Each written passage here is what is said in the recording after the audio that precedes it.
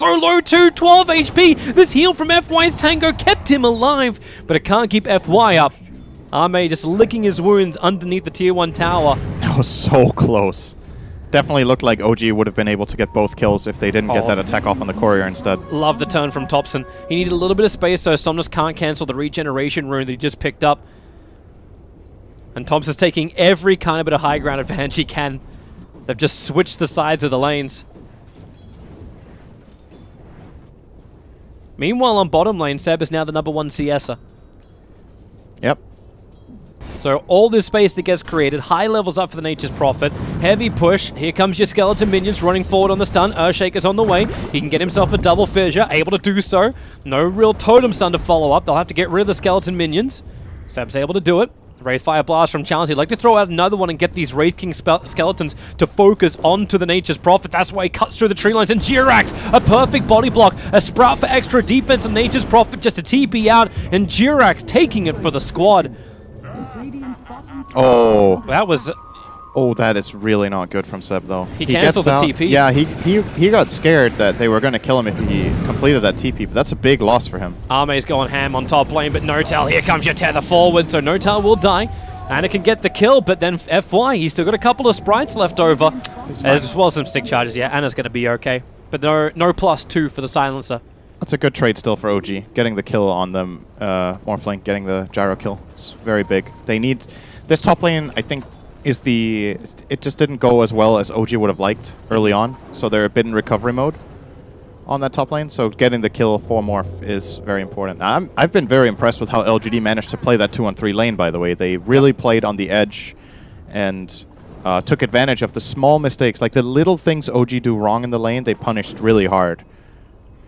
I'm still saying that, but I'm still curious though if they're punished hard enough. Like they have the #1 net worth, but we know that OG's lineup works really well against LGD's. So they're ahead for now, but the Invoker, like phase boots are on the way in just a bit. Thompson. Yeah, he's worried, but I think they already saw the movement of X-Nova before. He's dead if he gets stunned. He's got to be really careful here. Well, he's hit 6, he's got Tornado EMP, Somnus and X-Nova run forward, there's your stun available, Thompson, and they scythe them down. Somnus was dropping so low, Seb will arrive too, thought about the Sprout, but into that Ghost Shroud, he just hides it up, still got 10 stick charges available. And Somnus will be able to retreat back out again. Meanwhile, the Gyrocopter did go down. And the IO. That's they lost both on the safe lane. Wrath of Nature reveal. It's so strong when you're playing these lanes. I think Wrath of Nature... The scan! Jirax, oh, he misses the stun. The Observer Ward. He saw X-Nova for just a little bit of a line. Now the stun will be available. Somnus, he's got to turn for the fissure, and he cannot do it in time. FY just TPs in, brings the extra damage. Meanwhile, on bottom lane, Charles is doing what Wraith Kings do best when they get high levels up in the Immortal Strike. It's goodbye tier 1 tower. Yep. Well, these TPs. Thompson, EMP, Tornado, Burn, combining up with a Cold Snap. Jirax has the follow-up control. Fissure available too, and he body blocks out Chalice. Now he can Fissure block him as well, holding in Chalice. And Thompson, he turned around to actually farm up the creeps. They didn't find the extra damage. You will lose top lane as Io locked in, silenced up. Seb came in to join in this fight as more +2s. Wraith King is still on the run. Rotations coming in from Somnus, so maybe a missed opportunity down on bottom lane for OG, but they still capitalize on top. Nice detail from Somnus there when he walked up the high ground. He made sure to pretend he didn't see Jirax. He saw him the whole time, but he walked up and then he like sidestepped like he was, oh, there's a Shaker. So he didn't give away his ward. Very nice. Ame's in trouble. Another curse coming in. X-Nova's going to arrive, misses the stun onto Notel, who is able to get the curse over onto line, and thanks to the Sprout from Seb, Notel's got more distance. Ame turns on the Flak Cannon. Charles has joined the fight as well. X-Nova will go down. They want to be able to TP out this one. Notel, he's starting it off. Anna now waits it out. He wanted to wait and be the attention creator to allow the rest of his team to get back out. Yep, they do full disengage. Still, it's very interesting to look at the levels of this game, actually, when you look across these heroes. There's the offlaners, which are, in this game, the safe laners are high level, and the mid laners, but the carries are both level 5 minute 9 from this early chaotic laning stage. And for OG, it makes sense, right? They started as 3 for quite a while, but the amount of pressure they managed to put on the gyro has still limited Ame enough that He's also only sitting on that 5. They're going to have a crack towards mid. Tornado EMP. They need to keep these chain stuns going onto the Necro, so there's no mana to work with. A follow-up Fissure, but Necro, that Ghost Shroud plus stick charges, the hit won't miss uphill. And once again, Notel has the RNG with him. And LGD has the entire team with him, practically. Io's the only one who's not here. They'll connect onto the missile. Onto Jirax, another quick curse. Jirax, he's got a little life to work with. Looks for the follow-up stun, keeping Gyrocopter in the fog of war. You'll lose No-Tail. It's a bit of a spree to take, but the ES will survive. In the meantime, it's a lot of space for Ana. He's getting the top tier 1 tower. I think this exchange for OG, getting the Necro kill for this, is worth it if they don't lose their mid tier 1 now. They're going to try to TP in and defend. Oh, this... Oh, it's actually fine. Curse onto Chalice, maybe not so fine. That may almost be enough to pop his Ankh 1 charges. No, it keeps him up. Fissure didn't connect in time. X-Nova dies back behind the tier 1 tower. No-Tail has been really involved, by the way. We haven't looked at this yet, but he has stolen 18 intelligence minute 10. Yeah. He's been in the AoE for 9 of their kills. Oh, excellent. Interesting fight top.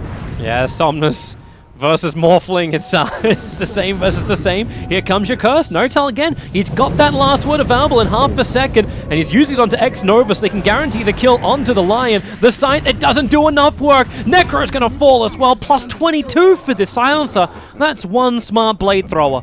Not to mention, they now see a very nice stack to farm too. Shame there's no Gyrocopter to steal Flat Cannon from.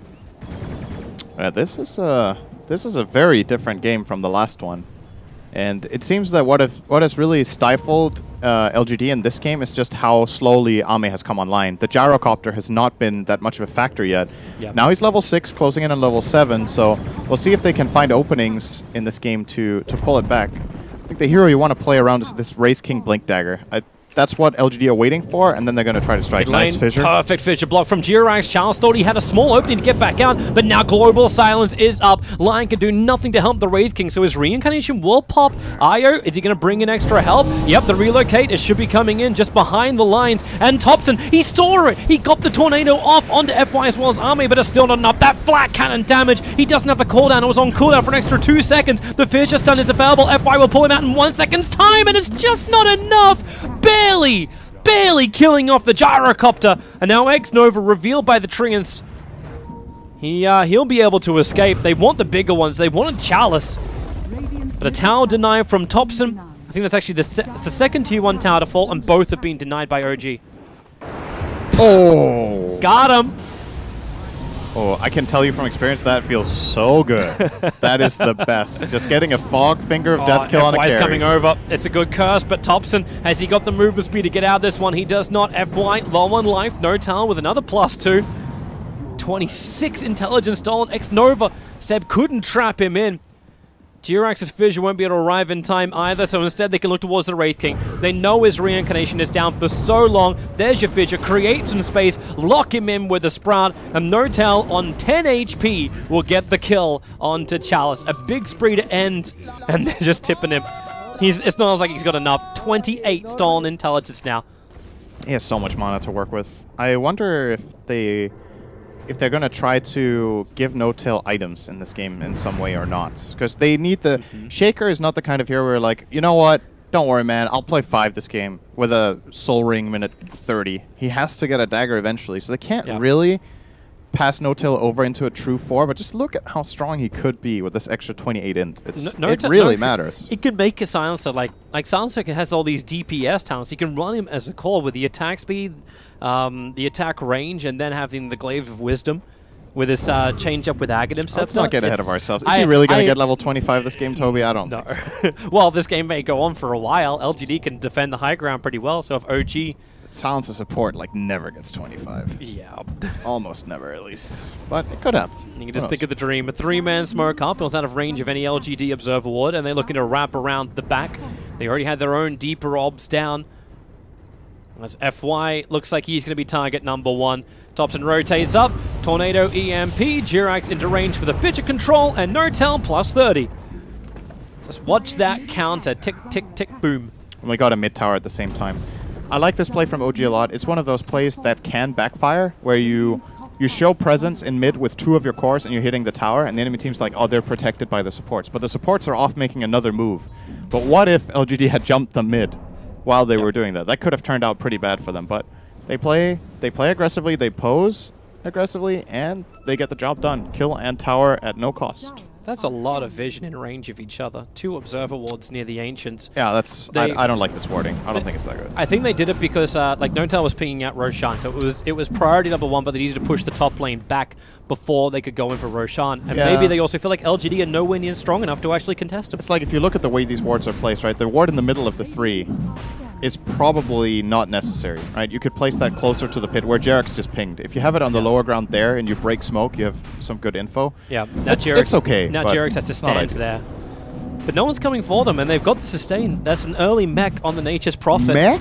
Yeah, he's going real classico here. Excuse me, what year is it? That is actually that's a retro build. Seb's a hipster. You know, he always wants to have, like, something. Like, but it's... So this mech, I'm still not feeling that they can push into LGD. Like, I still don't think they can take high ground with it, right? Or is it meant to be just enough they can keep the creep wave alive, they can go in? Because you got Death Pulse, you got Skeleton Minions, you got Flat Cannon. I just think that the call for the team is, the way we're going to itemize Fury on this game is we're going to use him as an aura bot. So he's going to get Mech, Crimson, and Pipe. Maybe Pipe. We'll see. But looks like Crimson is the choice for now against the Gyrocopter. Obviously a great item against that hero. They're looking to defend bottom. But yeah. I think I would have liked to see the Crimson first more, actually. I don't blame him for going Mech. The item isn't that great right now compared to what it has been, but it can still be good sometimes. It's when Arme's had such a bad start, like I can blame him even. They actually got the stun. The Tornado is a long range one. Chalice will blink, but he doesn't get down the ramp. But there's no observer ward to really see anything to play from there. And okay, I need to... What you doing? Oh, okay. Yeah, it's the rebind. Doesn't let you use F1 as that, but I'm a stubborn mule. And I like my F1 for all fog vision. Alright, so they may deward one of the obs, and maybe that was another part of the shady plan. Oh, they got one of our obs. They would never have committed 2 to this area. Wait, which one did they get? They haven't got it yet. They put the sentry in the low ground. I see it. But that's a nice stack to farm up. Alacrity buff up as well onto a Morphling. Yeah, OG are going to take the stack and then they're going to go top tier 2. It's so weird looking at a level 9 Morphling minute 17. The levels of this game are interesting. Doesn't feel natural, right? It's a level 12 Necro. He's number 1 on the field. First item Mules. I like this a lot. He needs a way of solving the EMP problem, and he is planning to just dodge it simply with this Yules, and it's also good against Silencer, obviously, so it's like a multi-purpose item, this game. Both of those spells are great to avoid. I don't know if going Yule's Blink is going to work, though. I think he has a lot of weight on his shoulders to do damage in the fights and be a threat. And right now, he doesn't threaten that much, except from Reaper. Like, if Jirax continues to get the space he's getting up on top lane, you get that Blink Echo Slam, there is no response from Necro. Like, the Yule Scepter won't be able to save him. Is that when you think of, like, Aeon Disc or something, like some level of protection to the burst pump? He'll need that later, but I don't know. It's tricky, right? Because you pick this Necrophos early in the draft, and it's been countered a lot. It's like, what do you even buy? Like, what do you buy so you feel good in this game?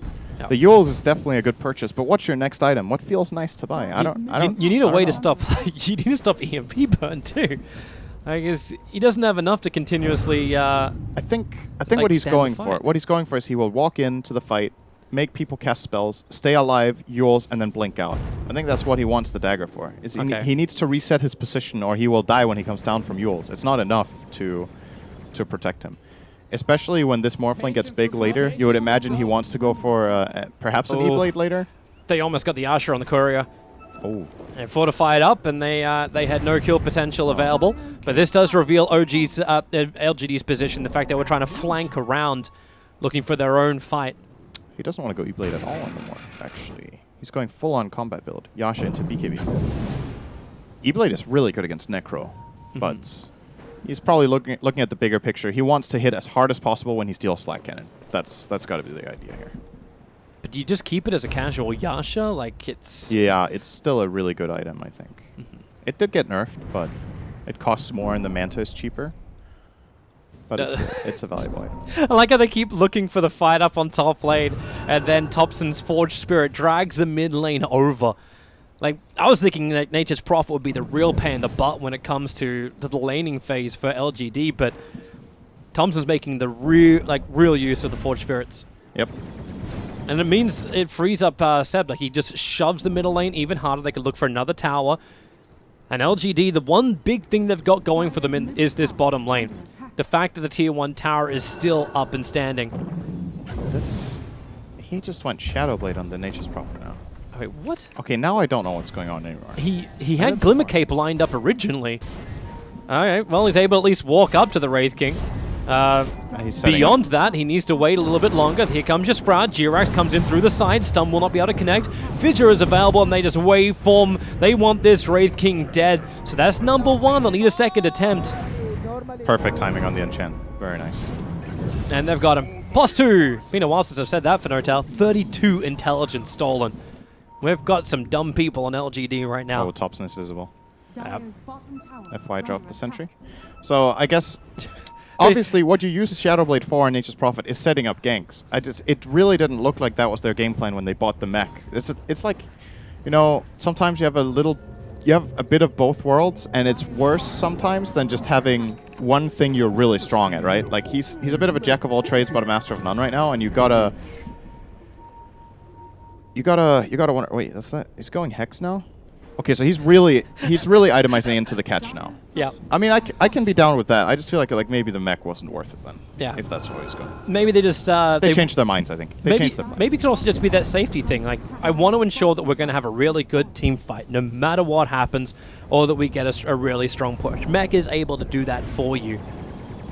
And then you realize that there's no point itemizing any harder into it because you still need to now kill off LGD if you want to go high ground. You need the gank ability. So they find the second obs. They didn't. So X-Nova de-warded the observer ward that was on the hillside. And then he thought, oh yeah, so it's not here anymore. And they put the observer ward to the east. So they put down 3 sentry wards all around the obs. And he's just walked underneath one of them. Global silence. Looks like it's helping Thompson to escape. But more importantly, it's Arme as well as FY teaming up together to get the kill into Jirax. Let the split shots fly. But now Anna waveforms up. Arme runs down. Chalice can't find. Actually does hit. But not strong enough. Arme's going to fall. Chalice into the tree lines 12 seconds before the Ank's back off cooldown. And he just jukes it perfectly. Blinks up and away. Seb got Reapered in the meantime. That's a big kill for Somnus, but overall, great sequence from OG here. I thought that was perhaps going to be a bad fight for them with Shaker dying and not even getting spells off. The BKB Gyro caught them by surprise, I think. But still... we see it here. The Gyro has isolated him here. They've used Global. They will get the Shaker kill, but this Flak Cannon is owning. Yep. It kills the Wisp in the backline up to the top right. Waveform doesn't connect, doesn't matter. They eventually chase down this Gyro. And if Seb doesn't die to the Reaper there, it's a really big win. It's still a solid win for OG in that fight. Well, we come back live just a little bit too late. Tornado does grab the Wraith King, but Thompson waited a fraction of a second too long. Notel's going to sentry just in case they had the vision, but they did, but it was a long time before. It was the Observer Ward next to the Tier 1 tower on top lane. That sees everything. Seb? Courier Snipe. Rest for everyone that saw it. Oh, that's done. X-Nova came quick for a man who's only got Tranquil Boots and a stick. He doesn't even have 1,400 net worth. That was close. But probably worth it. Oh, Observer Ward's going to be de-warded. That's a quick and easy one. EMP Tornado going to miss Chalice, who once again is very quick on the blink. They still haven't found the ward. The sentries are just outside range, both of them. Yeah. There was 3 of them. Oh, Seb bottom. He already used a Shadow Blade. He is toast. Trigger the mech, give some armor, and still die. Oh. You got OG still hunting with the rest of the team. Like, this isn't the first time we've seen OG just, like, lose a hero. They do this 4-1 split, but normally it's Anna they're buying more and more space for to get bigger and bigger. Yep. But Anna's the man on the front lines while Seb's doing the back. Anna is definitely very farmed. He keeps accelerating because of his build-up with the Dragonlance Yasha, transitioned into a Linken's, and now BKB's on the mid next. He's just Fissuring to try and get the jump away. Charles able to connect on the stun. Somnus is on his way over, has a blink of his own. Global silence. Ana jumps him through the rear. He comes in as the Morphling to find his own stun, but they've already lost the ES, and now Ana very much stranded. Finger of death, and now the Scythe. It was denied before by the global silence, but it will not be denied this time. 77 seconds. The Morphling's going to be dead, and Roshan spawns in 50.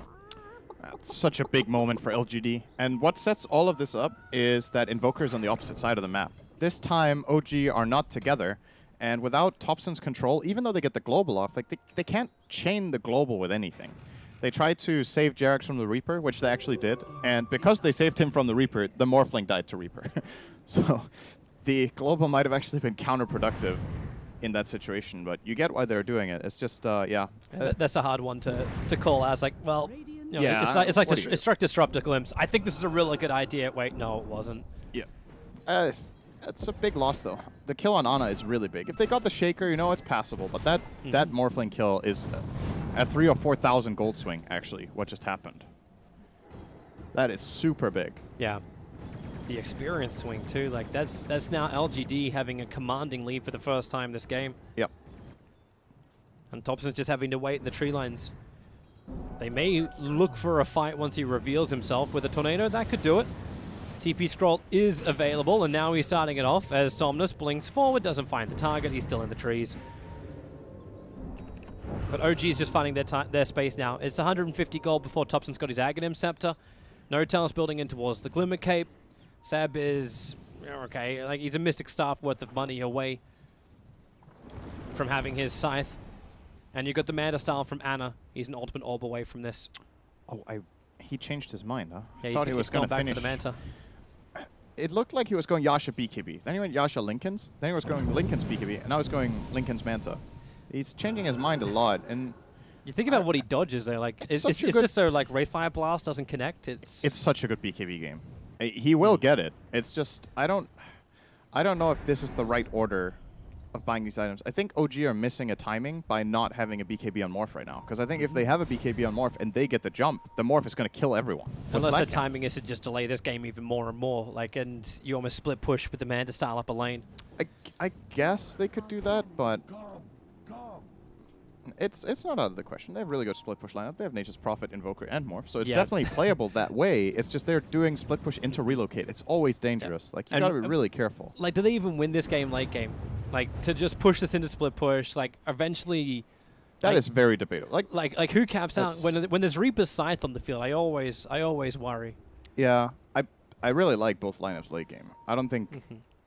I don't necessarily think OG need to worry about going late. It's just they had this game under control, and they lost it in the last few minutes. So, Tier 1 tower on the top lane is finally being pushed in from LGD.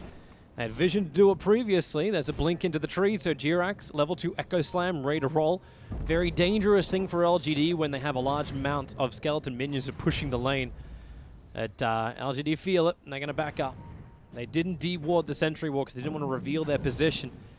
And OG, now they have no issue about doing that. And again, they look towards Roshan. He is up. This is Aegis and Cheese. So critical one for OG to claim if they want to ensure the next team fight belongs to them. So they go into the pit, but LGD are very aware of what's going on. It's that Observer Ward they have on the Radiant Hillside. They shouldn't have it for long. Yeah, now they see it, but the jump comes in. It's on to Silence, and the Scythe will kill him off. No-Tail has buyback available, and he pops the Global Silence while Jarakop has already popped the BKB. Seb can't complete his TP out. Ana wants to try and buy a little bit of space. He can at least kill off FY, then goes into being the Wraith King as Morphling. More buybacks coming in from OG. And they're looking for it. They've got the trap onto Arme. The Sprout is down the waveform forward. Gyrocopter is down. Chalice jumps in, still with the reincarnation available as Thompson, who's the one who's being locked down. Somnus, the Cold Snap is onto him, so Thompson get a little bit more space and battle against Chalice. Tornado doesn't catch Somnus as well, but they can isolate the Wraith King. The reincarnation will pop once more as No-Tail and Ana, they chase down Somnus, and Chalice can just blink away, but Prophet, TP's over. They're waiting for the Fissure for the right time. He's silenced up. Here comes the Fissure, pushes him out the Sprout. That was not the right time, but a kill is a kill. They still claim him. Wraith King down for 50 seconds without any buyback. OG can claim Roshan. There was a cost, but it's going to belong to them. And what was very, very important in this situation is that the Reaper gets used on the Silencer in the opening. That's the one piece that LGD are missing when this fight goes long, is that they don't have the Reaper for a core. They can't Reaper Thompson, they can't Reaper Ana, and OG know it. They're just playing off the fact that Necro doesn't have ulti. It's like, if No-Tail doesn't have buyback in this situation, LGD win that fight probably. But since he does, you know, his next death timer will be really long. Yep. But until then, this is definitely, it's good for them. And in a way, you could say it's a little bit fortunate, right? Like, they managed to stand under a ward and give LGD the opportunity, but the one jump they could find was not the one that they needed. Yep. The Reaper on Silencer, if they could have killed him without Reapering, that could have been really good for them. Yeah.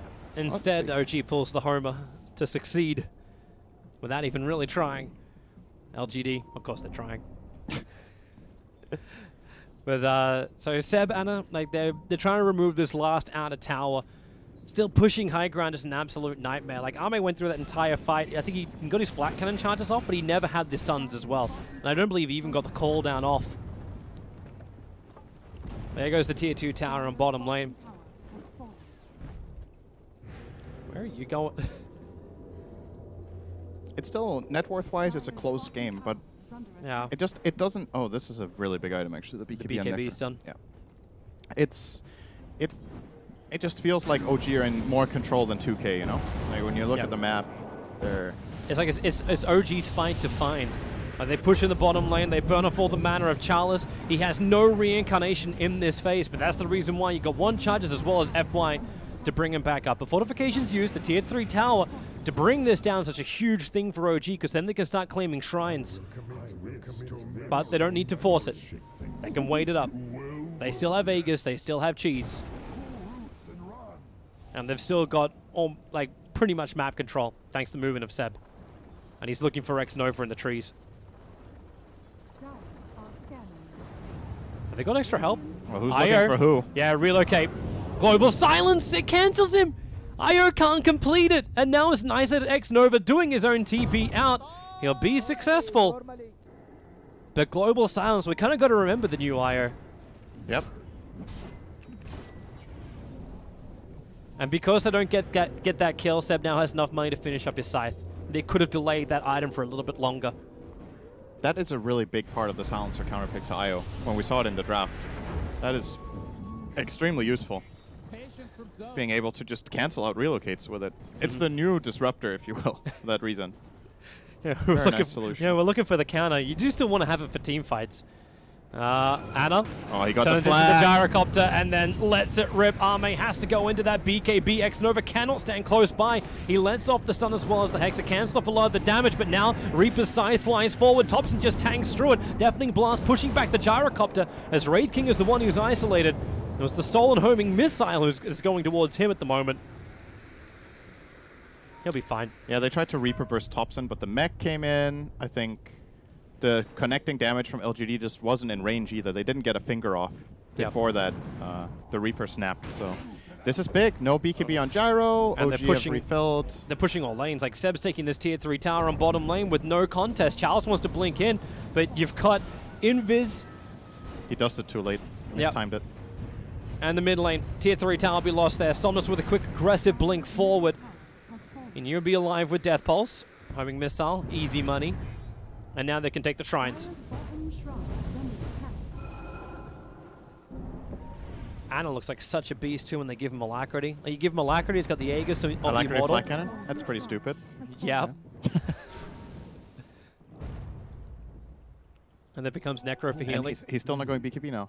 I kind of like, in this situation, not going BKB now, because he has an Aegis and they're in this good position, so they can try to play around the Aegis. At the same time, though, if they don't get immediate value out of this Aegis, he's still playing with a risk of getting locked down and killed. There's so many targeted instant stuns, or fast stuns. Wraith King stun, Lion Hex, Mono Drain to take off the Lincolns, Impale. Even in the middle of these chaotic fights, a homing missile can actually be super annoying. So you gotta be on your toes as Morphling without BKB. What do you think about the Slammer Shaker? We're getting an Aghanim Scepter build from Jirax. Yeah, I think this item is really good now, actually. It's actually changed, because normally it was like that. Yeah, the jump is better. I think I don't remember the exact change, but I think you jump faster.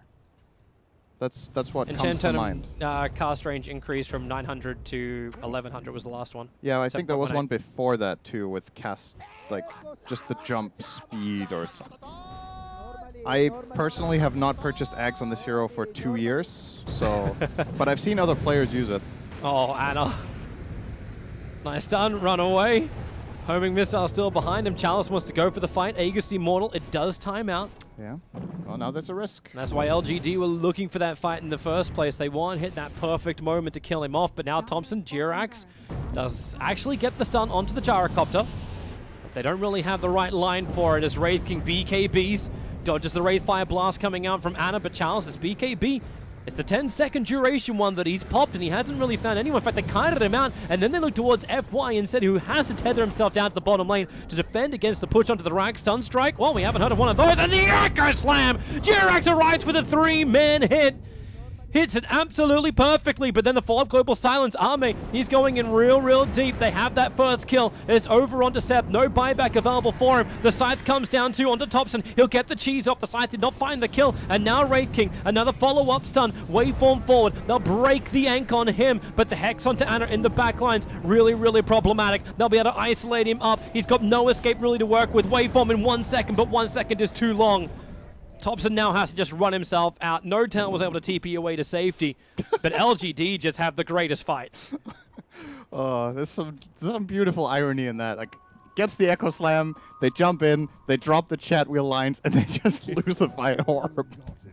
Oh, God.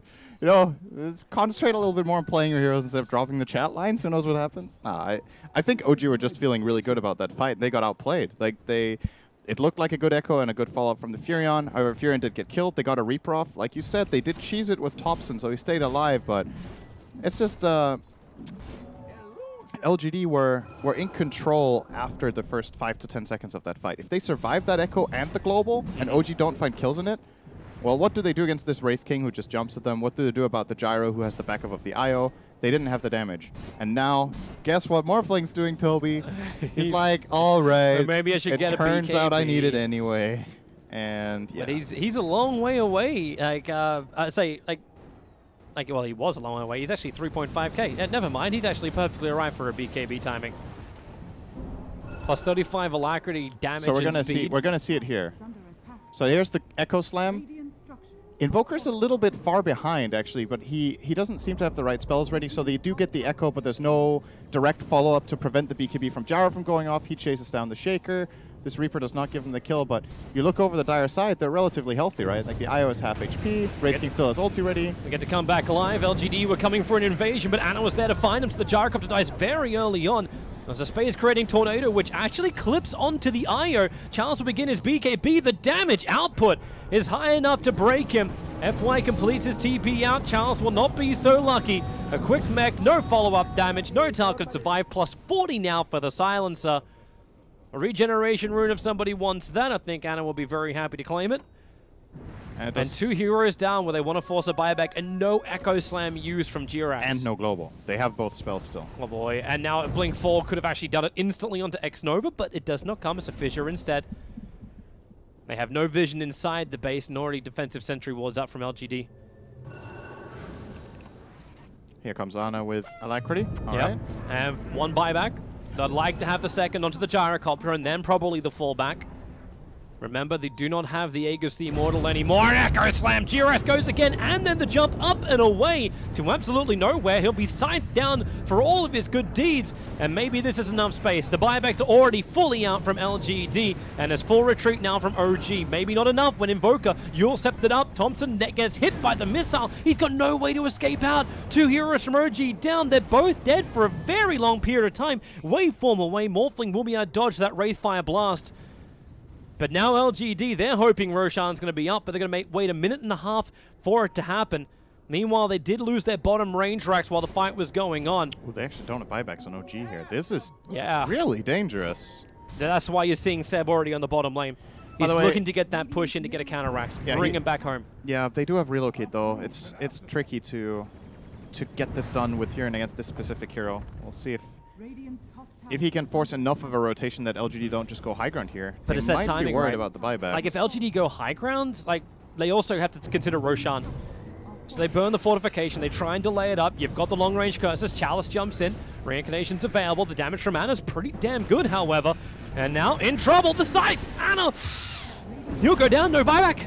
Anna is actually down for the count. Seb is pushing in the bottom lane, so they're looking for a counter Rax. Lion's already coming back over. Watch the IOTP or relocate. They're not bringing everyone back. It's just Arme and X-Nova. And they haven't done the mid-Rax. Chalice is still here, but Seb, he comes in from the bottom lane. FY is available, but he doesn't have the mana to actually relocate him out, so Chalice will BKB up. Seb will do the same type of thing, turning to hit back into the Wraith King. Sprout's available, he does it on the ground. He couldn't do it on target thanks to BKB, and Chalice he's just surviving that tornado. That's a wide ball. FY, he's getting the mana up and running, and he won't require it. Chalice able to blink away, the Fissure able to connect. Thompson's on the hunt. Ghost walking forward, finds a better target over towards the Necro. Now BKB is up, protecting him. All these immunities not available as Jirax, the leaping Earthshaker forward, gets the extra information. FY comes back in to help out, but Jirax jumping forward again with the totem. A double Fissure. The control is perfect from OG. Seb with the double kill. They want more. Somnus and Arme, they're just coming in one by one. They feed themselves over to OG, and one by one they continuously pop their BKBs. Relocate. Io's coming back to the front lines. They want the manpower. They want to keep this fight going, and with the slice, they bring down Invoker. 130 seconds on the sideline. More seconds than a Fnatic minute game. Notel's on the run. A quick TP out by Prophet. He knows he needs to keep the side lanes going. Notel, Glimmer Cape. Can he juke it? Where's the vision? Follow the hand. That's one way to do it. He'll pick up a regeneration rune. Keep the run going. Turns for a quick curse. He's got a little bit more life, but he doesn't have enough to survive this. But it's enough to delay LGD. They do not claim mid-Rax, and they cannot capitalize after it. That was so...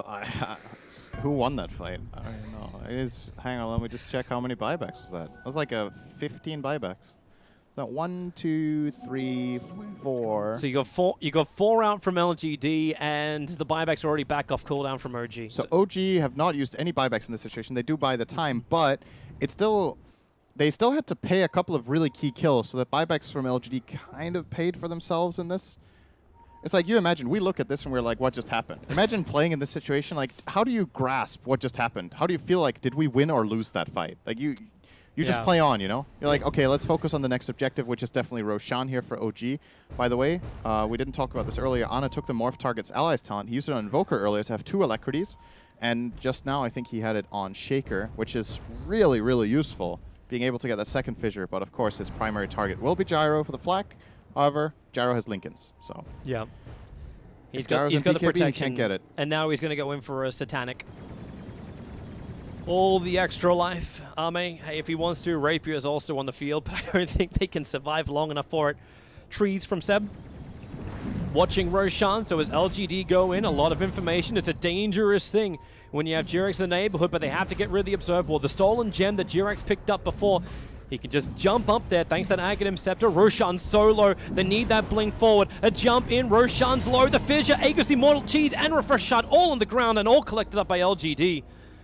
OG did not go for the jump. They have to rely totally on these side lanes, delaying the timing now for LGD. The bottom lane's already on its way in. LGD must come home. And LGD are in the driver's seat now, though. Once they get these lanes pushed out, having this huge advantage of Aegis, Cheese, and Refresher. They got double Scythe as well on Necro, because he got the Refresher Shard. He could get Dagon 5. He could also save for buyback. He's working on this buyback as it looks for now. It's a dangerous territory we're into now, because LGD has this life advantage from the Aegis and Cheese, but they don't have buybacks. So this next fight, if it goes poorly for LGD, they just lose the game. If it goes well, it's a matter of how many buybacks does OG actually have to fight with. They don't have one on Morphling. The Furion has his. The Invoker does not have his. OG are actually just... Everyone's a little short, but they're only short. They're only short by about 700, 800 gold. So if they can get something out of that fight, Chalice the Prophet TPing in, they get the Lincoln Sphere trigger off. They want to kill off Chalice as quick as they possibly can, so then they can kill him off again. Alacrity puff-ups, in they come onto the Morphling. He hits like an absolute truck, about 400, and the stun from Jirax could not have timed it any better. The Scythe will be in the back lines, but it's on the Silencer. He can just buy back, get the Global Silence off, allowing Seb to beat the crap out of Lion. Not so much, however. 30 HP, X-Nova will survive, and the rest of OG have TP'd away. Without their Morphling available, they just cannot take this fight anymore. LGD are doing a really good job at catching Morphling out. He didn't get BKB off in this situation. Ana has to be really, really cautious, because if Lion if Lion gets Blink, Monitor, and Hex on him, he just dies. They actually just take him out from full HP with all of the bursts that they have, and we're going to see the replay here. Morphling, he waveforms away. Actually, we might have to go back to live here. LGD, BKB pop from Gyrocopter. Yeah, actually, in our live world, they're pushing in onto the mid-racks. Not too much happening here. Yep, Fine for now. Here we are, back into live. Jump into the back lines, onto Somnus. Seb doing the work. GRX gets the stun, the follow-up. They kill off the Reaper before he can actually get the Scythe off, before he can get anything off, and Io will probably join him. The Sunstrike's right in the money. FY will pop, and then so many heroes down for LGD. A quick mag, extra life. Fight me if you dare. Globally throws it out. LGD, 3 heroes down, and it seems like an eternity their death time is. Yeah, if OG don't screw up here, this should actually just flat out be the end of the game. This was a dangerous thing for LGD. Sure, you've got this Refresher Shard, Cheese, and Aegis, but if you take one bad fight, none of your cores have buybacks. They ran down mid and tried to fight this with their Wraith King dead. Sure, Morphling is dead too, but it's OG's base, it's on OG's terms, and they could have however many buybacks. You don't know. Like, LGD doesn't have the information. I actually cannot believe, too, the fact that Seb got that jump into the back lines. He doesn't even, like, he came in with a Silver Edge. He didn't even come in with a Blink, and was able to catch out the Reaper. Oh, did you see what Seb just did? What? He TP'd home to let morph into him to TP with him. Now they both have global teleport. Okay. So one way to get him to the front lines, and there's 2 lanes of racks now going the way of OG. They're not going for the GG push. They do have that time, but they don't know that LGD have no buybacks available.